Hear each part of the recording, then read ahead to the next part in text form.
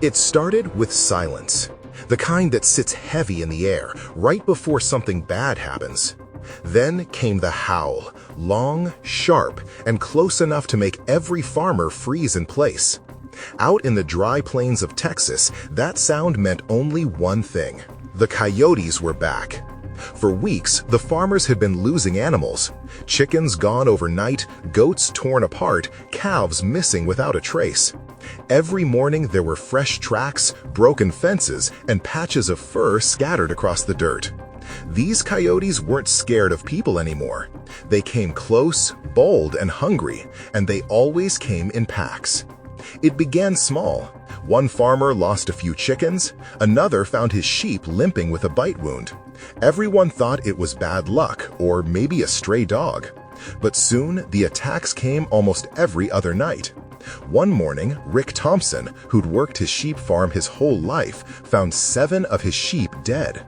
Their throats were torn, and the rest of the flock had run wild in fear. Rick stood there staring, the morning sun hitting the blood on the ground. Those sheep were worth more than $2,000, and that loss hit hard. The news spread fast. Coyotes had moved in from the hills, hungrier than before. They weren't hunting for sport. Drought had pushed them closer to human land, food was scarce, and the farms were easy pickings. Once they learned how easy it was to snatch livestock, they kept coming back. The farmers gathered at the town hall one evening. Everyone was angry and tired. They decided to work together and hunt the coyotes down. Rick set up steel traps near his fences, covering them with dirt and leaves. He used bits of raw meat and feathers as bait, careful not to leave any human scent behind. Coyotes are clever, too clever sometimes, but hunger can make even the smartest creature careless. By the second morning, he had one caught. It was a lean gray animal, eyes sharp, teeth bared, still fighting even with its paw trapped. But that one coyote was just a start. There were more out there, always more. So the farmers began patrolling their land at night. They'd take turns staying awake, rifles on their laps, listening to the wind.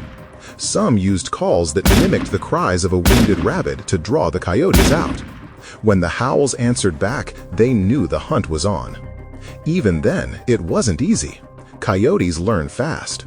Once they realized they were being hunted, they started moving differently, using the wind, sticking close to the trees, never coming from the same direction twice. The farmers had to stay one step ahead, but it felt like they were fighting ghosts. That's when the county brought in the big guns, literally. A small helicopter team was called to help. From above, the hunters could see everything: the open fields, the running shapes below, the trails where coyotes darted through the brush. The helicopter flew low, blades roaring, and the shooter leaned out with his rifle ready. When a pack scattered across the fields, the hunter fired. It was fast and rough, but it worked. Within a few weeks, the number of coyotes dropped sharply. The quiet came back, but it wasn't a happy kind of quiet. By then, the farmers had counted their losses. Dozens of animals gone. Some said they'd lost nearly $5,000 in total. But for most, the real pain wasn't the money. It was seeing the animals they'd raised from birth torn apart. Rick said, "You feed them every day. You talk to them like they're family. Then, one night, they're just gone. You never forget that." Still, things started changing. The surviving coyotes began to move away from the farms, heading deeper into the hills again. Maybe they learned. Maybe they just knew it wasn't safe anymore. The attacks slowed down, and the farmers finally slept through the night without keeping a gun by the door. Rick said he'd step outside some nights, listen, and hear nothing but the wind. It felt strange, he said, like the land finally calmed down.